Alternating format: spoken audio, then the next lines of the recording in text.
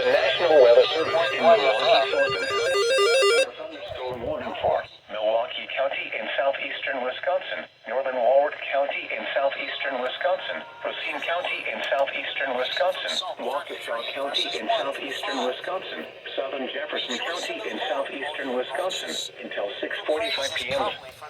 At 5:59 p.m., severe thunderstorms were located along a line extending from Germantown to Ottawa and then to Fort Atkinson, moving southeast at 65 miles an hour. 60 miles an hour will be based on missile fire. Source: emergency management. Impact: expect damage to roofs, siding, and trees.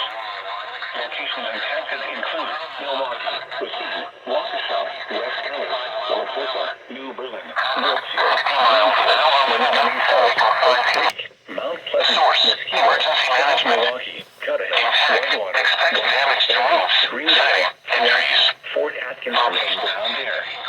People attending harvest-fested state fair should take shelter immediately.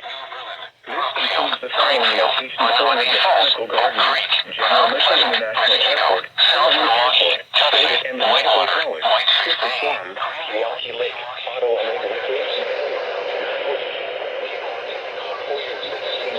Interior room on the lowest floor of a building.